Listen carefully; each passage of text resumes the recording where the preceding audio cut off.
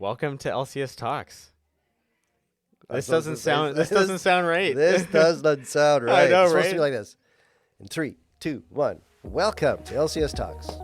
My name is Kevin Merchandani, and I am here As the host. The host. Yeah, it's a special episode because I am the host Correct. of the LCS Talks podcast. And I'm on the other side of the mic, which is really different. It is really different, and today is going to be a bit of a different conversation because the world is changing, and Langley Christian's also changing quite a bit. I guess I should say who I am. Yeah, who are you again? I'm Berkley Glazer, and I am the principal of Langley Christian Middle School for a little while. A little while. And 3 more weeks. Yeah, you've been here for a long while. A long while. And we're having this opportunity to connect. You said right before this, why are we doing this Yeah. podcast? Because you're usually the host, and I'm Yes. usually the host, and we Yes. usually get to talk to people. But today we're going to talk to Berkley. And the purpose of this podcast episode is to hear about how God has worked in and through your life, Berkley, because we can't send you off into retirement without a memorable opportunity to reflect. Because if we don't reflect, we don't learn, Right. we don't grow. Yeah. So how does that sound for a purpose? Does that get at what you were hoping for? Well, I think it gets at what you were hoping for. Yes. But I'm going to participate so that I can You're going to participate. help you with what you're looking for. There we go. Awesome. Well, really excited to introduce the panel today.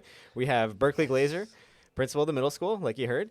Berkley has been here for 18 years, and he is retiring at the end of this year. And we not only want to honor the work that you've done, Berkley, but we want to hear how God has worked in your life and in this school community. And I think you have a particular perspective on what God has done that we love to listen to and explore. And so we're going to get to know you a bit more. We've heard of others' God stories. We're going to hear about your God story. Okay. And then we're going to just dive into what it has looked like to experience change in this community. And change is a really challenging thing sometimes, but change often reminds us of where God has brought us from, where he has showed up, and where he's calling us to. So we're going to go on a bit of that journey with you, and it'd be great just to hear and to share with our listeners a little bit about change in your own life and in the school community. So let's start with that first. Berkley, tell us your God story. Give us the, as you say, the Coles notes or in a nutshell. Yeah. Sure. Yeah. All right. Well, interesting. I've not shared my God story on the podcast before. So, interesting background. Multi-denominational, much like our school. My mom was Protestant. My dad's family was Catholic. And back in the day, they usually didn't marry, but they did. And so my dad, he wasn't actually born again Christian until after I was born. And so interesting journey. So I grew up like going to Catholic church, going to mass with my grandma and my dad, and then going to church with my mom. And I was like in Sunday school, so I was pretty young. And that's when my dad had a dramatic conversion where he accepted God as his personal savior, and he just changed his life. So back in the day, right, I was born in 1960, so, a while ago. So a dramatic conversion meant, like you did not participate in worldly things. So like no movie theaters, no bars, no pubs, that kind of thing. And so I grew up in a pretty strict, I think it would be considered a pretty strict environment. So yes, raised in a Christian family. But then many different denominations. We went to Pentecostal church, went to a Baptist church, went to a Mennonite Brethren church. Now we're in a community church.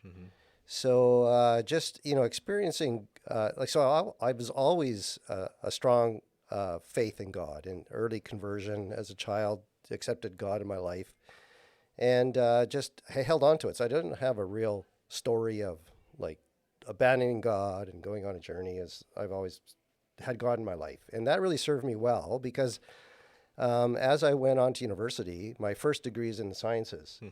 And so when you're in sciences in university, you got to study all the secular sciences, right? So I got to take zoology. Zoology is a big science of how living things are created, and man's attempt to explain that is Darwinian theory and evolution. But for me, it just really reinforced God's creation to me. It was just a roadmap of God's engineering in life and how it just reaffirmed to me of what I believed. and how God is just so miraculous in his creation of life. Because even when you're studying the Darwinian theories, there's never a proof, the missing link. You know, you've heard of that, right? So when you try to cross from birds to animals, from fish to land animals, it just doesn't work. They don't exist. Why? Because God created all of these organisms. So it was always like this futile attempt for man to explain what God designed. And then, of course, there was a part of my life where I had my plan versus God's plan. So really interesting is that battle between my will and God's will. Yeah. And, of course, God's will always works out. So miraculously, you know, I was in the sciences because I was studying to be a dentist. For some reason, I thought I'm going to be a dentist. They make lots of money. That's what I want to do, make lots of money. And so I went to university to be a dentist. And then all of a sudden God goes, no, you've built a glass house and I'm just going to smash that up. Yeah. And you're not getting into dentistry. And it's pretty, you know, broken up. It's like, wow, what am I going to do with my life? And then all of a sudden God goes, well, you should be a teacher. And I go, teacher? Like, what the heck is a teacher? Like, this is God talking to me, you know, my prayer life. And it's like, teaching? Really? And so, long story short, I'm trying to give you the Coles Notes, but, you know, I've been around for a while. Yeah, so and we've had many episodes where we haven't heard your God story, so. Almost done. Loose. All right. So, basically, after my degree, I went into education. Yep. And I thought, well, what do I got to lose? Because back then it was like 10 weeks and I was ready in the classroom. So I thought, okay, I'll do one semester and see what it's like. And I still remember to this day, I went to University of Alberta, and I remember getting my first practicum at Bonnie Doon Junior High in Edmonton, Alberta. And the day I walked into that classroom, and I just went, what is this? And it was like just a glorious, miraculous moment. And it was just like, no turning back. This is awesome. This is what I do for my life. So, yeah. That's amazing. And take us to today, your faith. What does that currently look like for you in the uniqueness of how God has created Berkley, and help us to capture a bit of the essence of what faith looks like in your own life. Okay, because that's actually, so this is part 2 then. Yeah, part 2. So as I got into the teaching career, got a job in the public system in Alberta, teaching sciences, because I'm a science math guy. So I'm teaching science, and I'm in the classroom, and I'm teaching junior high in Alberta. That's grade 7, 8, and 9. Yeah. And I'm talking about the astronomy, for instance. Yeah. And I'm talking about how the planets are around the sun and how the Earth is this orb that's just perfectly placed. And I just couldn't say God did this. And so there was this void in me where I just couldn't talk about God, couldn't talk about my faith. If kids were needing counseling or if they were going through things, I couldn't pray with them. And there was this void in me. And so I didn't know about Christian education. So I didn't, I grew up in northern British Columbia in the 60s, 70s, and there just wasn't Christian schools there. And if you think about Langley Christian, it started in 1955, but that was here in the valley. And so I think they're a little more advanced than us up north, right? So they're we're little years behind up in northern British Columbia. But I didn't know about Christian education. And then this is amazing God story. So my dad, he's passed now for 2 years, but my dad, big hockey player, played old timers hockey. And the principal of Pacific Christian School, John Messelink, still remember John, he's plays with dad hockey. And they're talking in the change room at an old timers hockey game. And John Messelink, my dad's a carpenter. He builds homes. He has no idea this is a God moment. He has no idea that my dad has a son who's a science teacher. So John's talking to dad and just going, I got to find a science teacher. And my dad looks at him and goes, oh, my boy is a science teacher. He goes, what? Long story short, I get hired at Pacific Christian School. I learn about Christian education. And it was just like another moment where it was just like, oh, I get to teach and I get to put my faith together. And I can talk about God and I can pray with kids. And that was just it. So I was 1989 when I started that journey in Christian education. So you started at Pacific Christian School. Yeah. Went to Unity. So Pacific Christian School, teaching high school science, math. And then about mid-90s, I was about 12 in my teaching career. And God kind of called me into the next step of like admin. So there was a chance to go over to the elementary school at Pacific Christian School and be assistant principal. And I said, okay, I wrote a letter to the board, said I'd like to try this for a year. Yeah. I just want to see what it's like. Yeah. So they said, okay, you're going to go over to the elementary as assistant principal.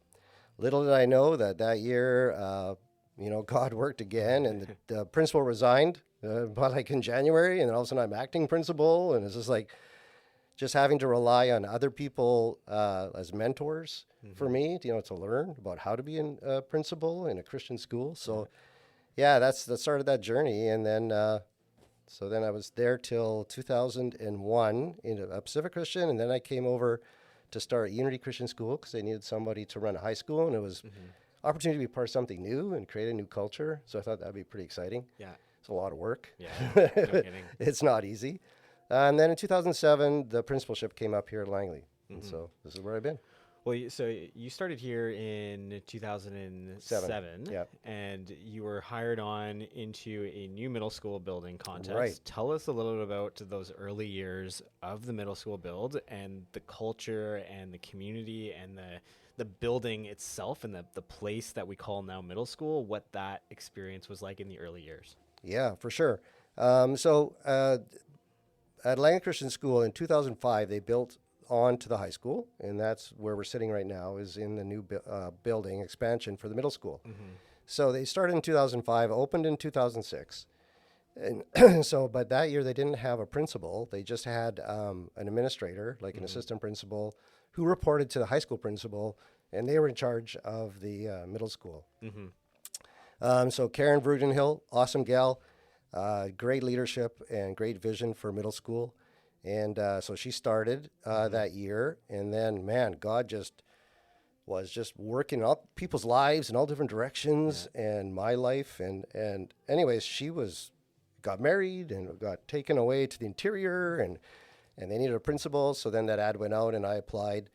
And so then I became the actual first principal of the middle school. Yeah. And that was for the start of September 2007. Well, that was probably when we first met. I don't know if we had any early conversations, but you would have been principal for my brother and sister. Yeah. And thankfully, probably not me, because I knew about you. You probably did know about me. Oh, yeah. Everybody knew about Kevin. Yeah, you were just everywhere, doing everything. Yeah. You were like a ball of energy. Yeah, it was a pretty amazing experience to be at LCS. I see your during those years. boys now, Hayes, and they're like a spitting image of you, man, full of energy. They are, for sure. So in 2007, you're there, new middle school principal. Walk us through the change that the school experienced from 2007 to present day 2025. How have you seen God work in some of those changes as well? Oh, absolutely. So, we had like 2 classes of every grade. We weren't that big. The building had 14 rooms, designed pretty much for maybe a third class in every grade. Yeah. We had room. It felt like we had empty classrooms. We had space to move around. And during those years, also, if you look at the demographics of what was happening in the population of British Columbia, the school-age kids was going down. There's actually a down trend in education, and there were not as many kids coming into the school system. But that's just for every school, like public school, and not for us, though. So in the private school, it was interesting that God's faithfulness, how every year we just slowly increase. So even though around us there was this demographic of schools losing kids, we were gaining, and we were growing. And so we just became a little bigger, until now we've got 4 classes of every grade. Every room's full. Every closet is full. There's just no room. And so hence, start a capital campaign, and we're building a brand new building, and it's going up right now as we talk. Yeah, it's pretty amazing. I mean, we've often in the last year or so characterized you as the Moses that doesn't get to go into the promised land. And then there's a new Joshua coming, Danny Nactigal. Yeah. And the story continues of God's faithfulness. Where have you seen God show up during those moments of God working in this school community and building and working his faithfulness continuously across these several generations in the middle school life? Yeah, it's just amazing how the one thing when I got into administration in the early 90s, it was when you're principal, everything kind of falls on your shoulders. So you got to find staff, you got to make sure the school is good for all the kids, and you have a safe environment.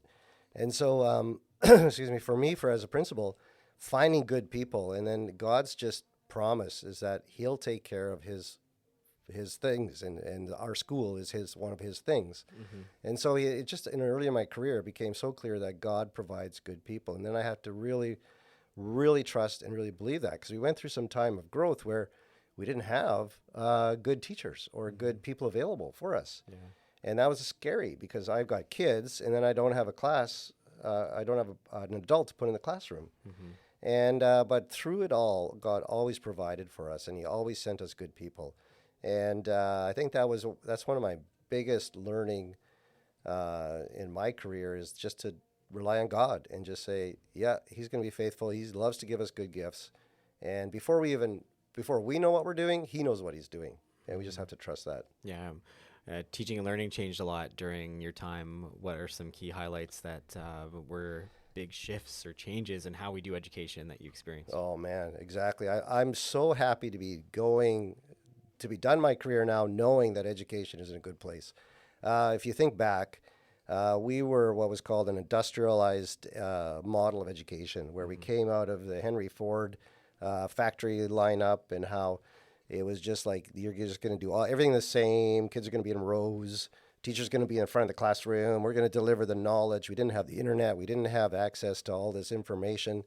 So it was just this really boring way to do education. An adult standing in the front of the room, conveying material to the kids writing notes, study, do tests, go on to the next grade. So it wasn't really dynamic or exciting. So then for us to go through a change, and of course the internet changed that, when we have access to information, where no longer did the teacher have to convey that anymore. That knowledge is everywhere. We can access it. But the teacher rather becomes relational in terms of being able to help guide kids. And so we got away from the front of the classroom, and we're actually at the back of the classroom. And we're actually showing things on the front screen, and the kids are engaged in collaborating and working on projects together.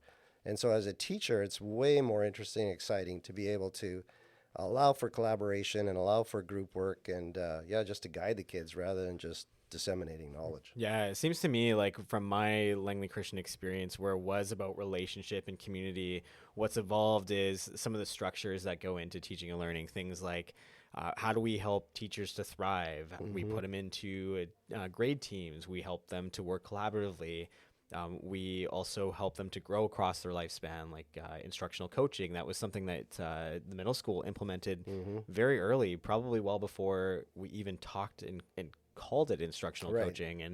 And there's also this sense of what Camp Middle could be like, this sense of going on an adventure, that learning is supposed to be experiential and related to the real world, and actually connecting kids into what God is doing outside of the classroom and in the broader world, to develop a bigger global kind of perspective. How have you seen some of those changes impact your understanding of education and some of the work that you've done here with the middle school? Yeah, definitely.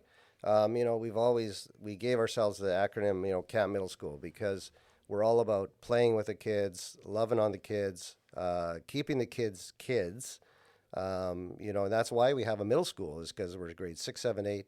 We don't want our 8s going up to high school. They're not mature enough yet to handle that. They don't need the influence of the older kids on them quite yet. And they're still young enough to be able to exist, as a kid. And we try to keep that happen. So for us, just being able to do school outside the classroom as much as possible, like that whole experiential thing that you were talking about, so important, hands-on, doing things. And it's all about discovery of their gifts and talents, too, as how God created them to be. Yeah. So we really modeled the one unique thing that we do in middle school. At the time, we called it explorations, where for 90 minutes a week, we do something other than schoolwork. So it used to be something of a passion of a teacher, an interest, a hobby. But now, the new curriculum, we're allowed to do what's called applied design skills and technology. So the ministry has helped craft, like, here's some modules that you got to do. But it's a big variety of different things. It's everything from, like, now we do aviation, we do media, there's some foods, there's sewing, can't think of all the things, right? Woodworking, metalworking, right? So all these exciting things that kids can explore and develop sort of all their interests that are inside of them. For sure. So talking about adventures, you love a great adventure. Give us your top one, maybe two adventures that you could think of while being a principal here in the middle school. And maybe one could be here in the middle school context, and one might be out in the world where you're helping kids to explore the outdoors, and and you yourself just love seeing God show up in the outdoors. Right. So the two things come to mind for me, and that's the grade 6 camp, Kakawa, and then the grade 8 salt strip. For this school here, I mean, I've done other things in my career at other schools, but let's talk about that right now. So Camp Kakawa, it's an amazing way for us as teachers and me as a principal to get to know the kids. So right the second week of September, we take them away for 2 nights and 3 days to Hope, to Camp Kakawa. And we go through all kinds of activities and designed games that allow teamwork and building, and we get to know them and play with them, and they get to know us. And it's my chance to memorize all their names. And then I get to know who they are before they're having to sit in my office in trouble. So I get to know them as a person first. Then with the grade 8s, being able to celebrate their 3 years of middle school by taking them on an adventure. We get to go to Victoria and sail on the tall ships that is created by the Salt Society, Sail and Leadership Training Group, and they're a Christian organization. And we get to live for 3 nights and 4 days on the boats together. So again, compact together, living in community, developing a relationship, and just allowing them to grow in their self-worth and giving confidence in their own abilities, being away from mom and dad. And both of those things are really good, to be away from mom and dad, to develop the confidence in who they are. Yeah, we want kids to thrive confidently in faith and purpose. And a big part of that in middle is discovering that identity, that you're loved by God, you're a child of God, and that this is a place where you can thrive. So what's the best adventure you've been on outside of school? So back in Alberta, when I taught there, I've always been involved in teaching outdoor education and hunter training. So I grew up a hunter. My dad's a hunter family. Love getting outdoors. And for me, recharging my battery is getting out in the bush and just being next to God. And now I go fishing. So I get on my boat and I'm on the ocean and I'm next to God. But back in Alberta, we actually, Alberta Fish and Wildlife had 2 camps where we could take kids to. And unfortunately, BC doesn't have that. So I wasn't able to do that here. But we could take the kids and teach them how to make a lean-to and sleep in sleeping bags outdoors and make fires, and then teach them how to shoot too. So we got to teach them how to shoot a .22 and a shotgun and do some survival skills. So yeah, it was pretty fun. That's awesome. Well, there's some significant moments that have happened in the life of Langley Christian's middle school. And I'll ask you about kind of your favorite memories that come to mind over the last number of years. But I have here to share with you some memories from different staff members. And I'm going to play just a few excerpts from some of the things that they have shared.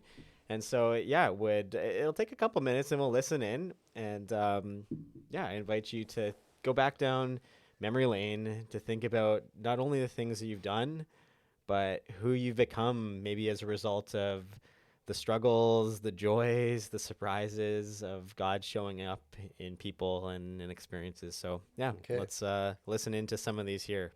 Hopefully our listeners are able to hear these clearly. This is Brenda Wynn to start, and then we'll have a series of individuals that have shared some thoughts with you. Hopefully all good. Hi, Berkley. It's Brenda. Oh, thinking about our best memories together, it's almost too hard to narrow it down. There are so many, and some of them are probably not fit for public consumption. True. But there are 2 things that come to mind.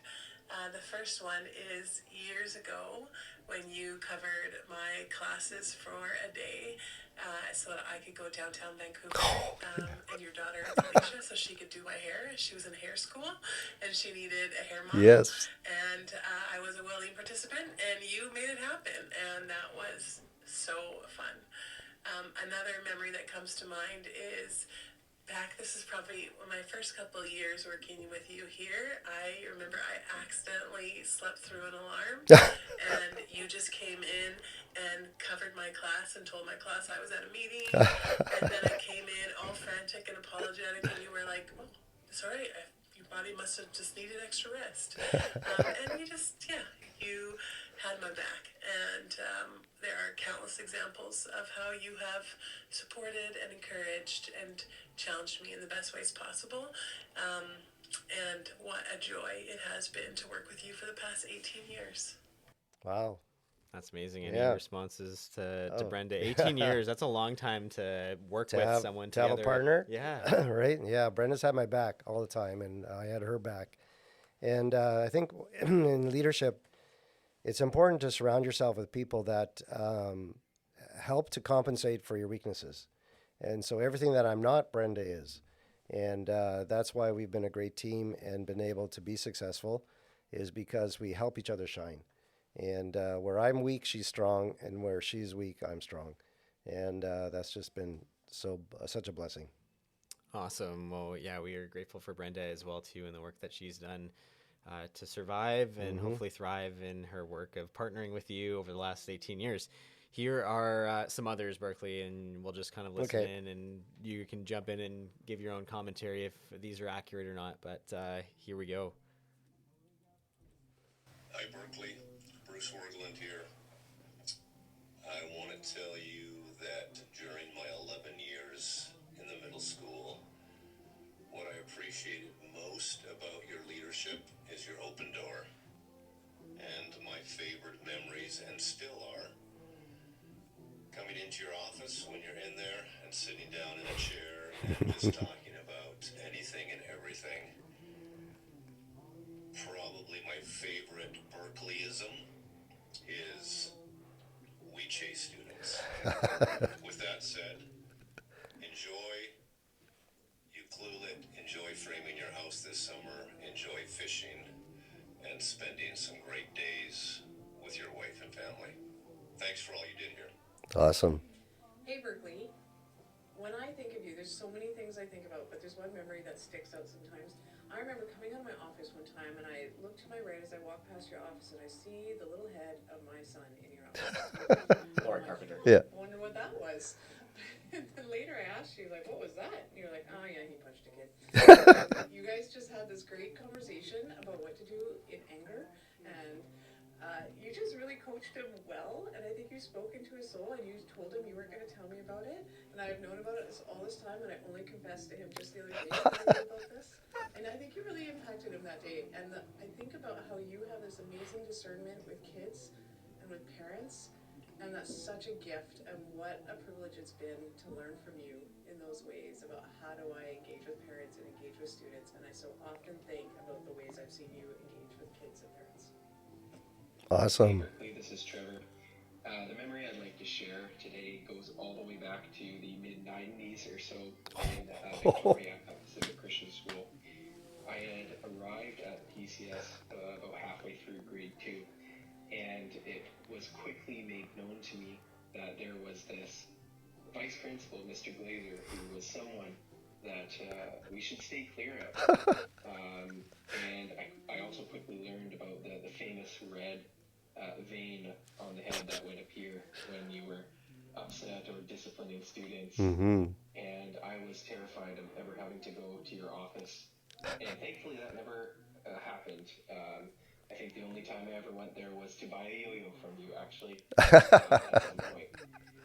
But in the time since I've gotten to know you in the last almost 10 years or so, much better, I've really just appreciated how supportive you are and how you have our backs as a staff, and you are a problem solver, and you've helped me personally and professionally, and I really could not have asked for a better principal to begin my career working for and truly working with. So I wish you all the best in your retirement, and hope we can see you around at some point in the future.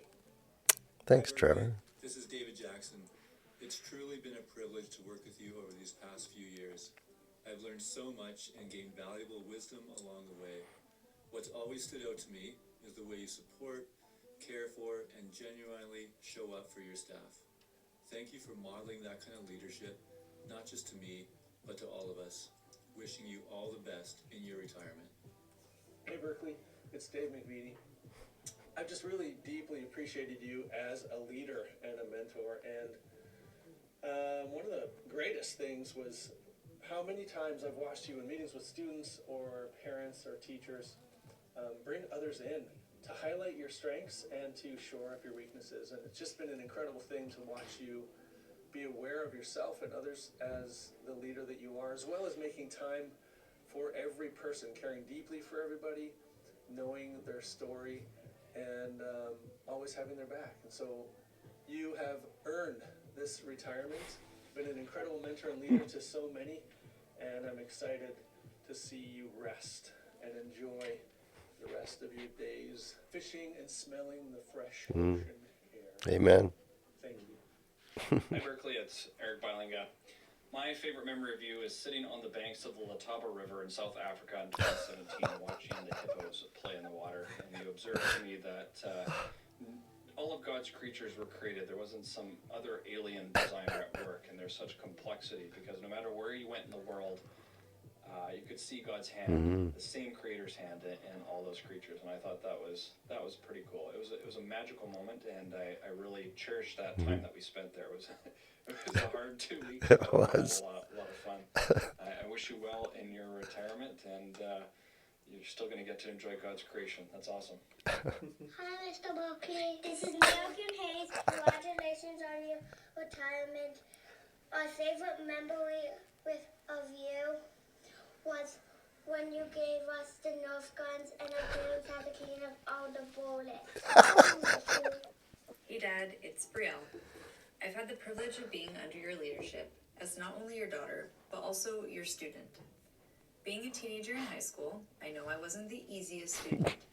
I do have some vague memory of army crawling out of your classroom, making it to the front doors of the school, and then hearing your voice echo through the halls as you yelled my name. Then there were the many math classes where I endlessly asked, but why? Only for you to tell me, I didn't need to know why, I just needed to do the math. In all seriousness, having you as my science and math teacher, as well as my vice principal, I got to see how adults responded to your leadership and how my peers responded to you. I saw firsthand the difference you made in so many students' lives, and I knew that I didn't care what I was doing in life. I just hoped I would be able to make a difference in people's lives like you did. From elementary admin to high school teaching and admin, you finally found your place in middle school, and I am so happy that you got to end your career here at LCS. I love you, and I'm proud of all the work you've done. Now, on to retirement, fishing, and all the hobbies you can dream up. Are you with the Berkley? That's awesome. Yeah. There's a lot of people that you've impacted, Berkeley. It's pretty amazing. I think of my own experiences of Berkeley, of starting this podcast. We were just chatting. Yeah. It was September, and you and Dave McVitie were sitting in here in this office. Yeah. And that's why we're meeting here today, where it all started. Okay. Full circle. Coming full circle, where we were having a conversation about how do we steward and care for this community? How do we bring voice to topics that families care about? Because it matters for kids' identity and their work and their perspective and the learning that we share in common in this faith. And so you brought voice to one leader like me. And one where I've shared in the past, I never thought I would be able to find my voice, my leader voice. And so you had a big part of that. And just thinking of how the phone came out, and that started with, our voices being recorded on this little voice memo app. Worst recording ever. It was. And Dylan tried to do the best he could with that recording and didn't really salvage it. But yet, still probably one of our most listened to episodes, probably because of how it weighed deeply on our hearts to share with our families that we wanted partnership and we wanted relationship with them. and that we were going to struggle our way through some hard conversations, but we wanted to do so in a way that was transparent and that valued what kids were going through. And so how does that feel to have had an impact on one who sits beside you right now, those who sat beside you in the past, those that you've led, and to sit there and to take that host place of listening to what they have shared with you? Yeah, it's it's really humbling for sure. It's just a testament to God, really, because God uses your gifts and talents for a reason. And like I shared, my story, He was directing me all this time. It's like, no, you don't want to be a dentist. You need to be a principal. I didn't know that, but here's the journey, and here's what you got to do to get there, so you could, develop leaders. Mm-hmm. And so that's one thing that it's been a passion of mine, is to bring up the next generation of leaders and to have an influence whenever I could. Mm-hmm.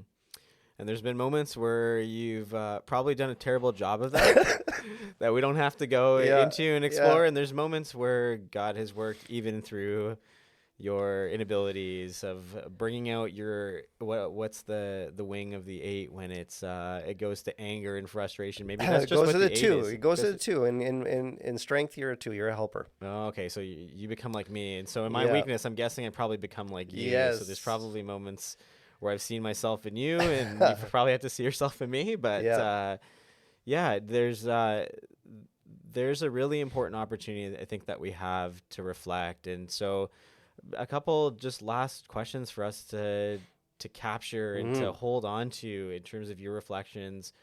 What wisdom, what encouragement would you have for this community as you leave? Yeah.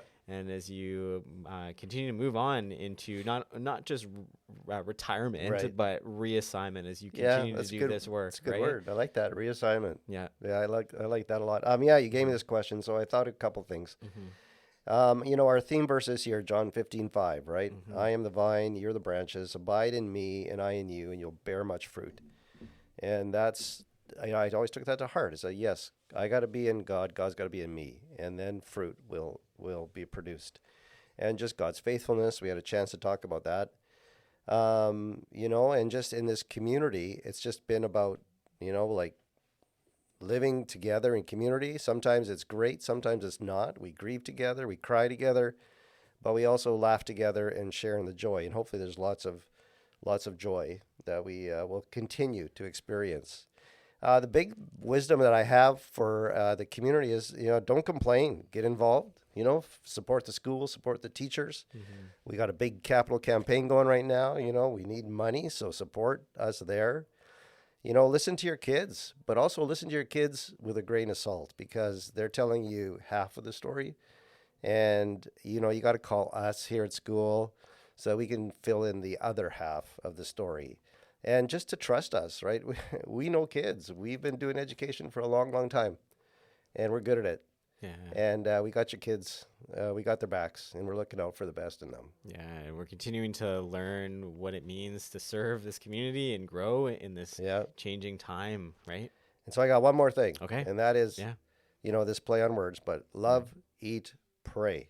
Oh. So love your kids, eat with your kids, take time, make sure you do an evening dinner with them. Yeah.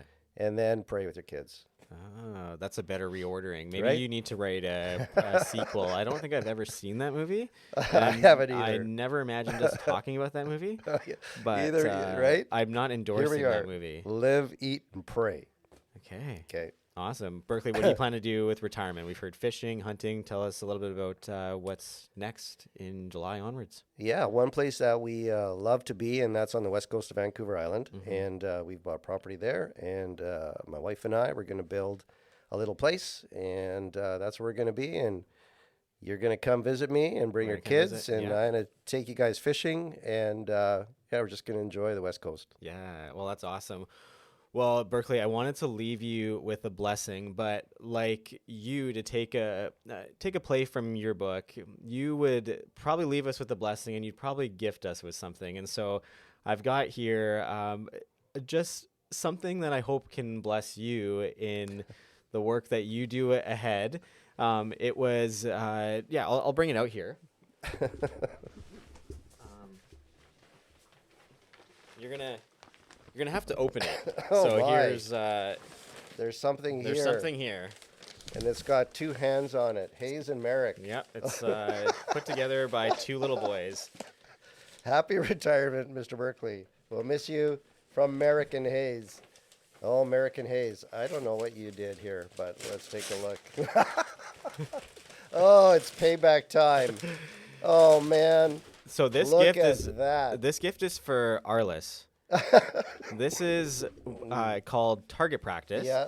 And there's a whole bunch of bullets Yeah, I that see go that. with this here. Okay. And I hope you have an amazing time cleaning up all the bullets in your new house. Which I blessed you with Which one you blessed me Christmas. with. That was an amazing Christmas gift.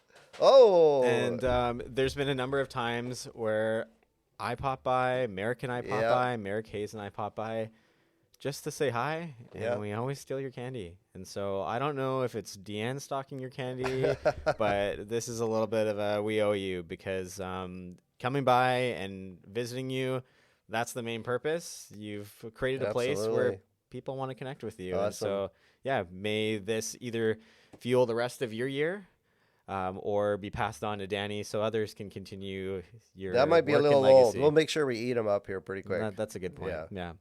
Awesome. Any other last encouragement or things to share as we wrap up here, Berkley? Just again, God's faithfulness. I leave the school knowing it's in good hands. And God's brought good leaders, such as yourself, to this place. So I'm happy to go. Awesome. Well, Berkley, it's been a real joy to host this podcast with you here. We'll have to start a fishing on the island podcast of some sort. We'll do one from the boat for sure. Yeah, and the boat is called the Principal. Yeah, the Principal. It is. So from one principal ship to another. Yeah. And that's probably how we'll end here. So Okay. Berkley, thank you so much for sharing about God's work in your life and for 18 years here at Langley Christian, but in your wider career of many years of faithfulness. And we just thank you so much for how you have shaped this community. I guess I get to do the farewell and closure. So you do. It's been a great talk. We want to thank our listeners for their engagement, and we always love to hear back from you. If you have words of encouragement, of complaint, of challenge and wisdom to share with Berkley in his retirement, please feel free to write back to us, podcast@langleychristian.com. And we are grateful for any sort of engagement and response. Yeah, definitely. Thanks for listening.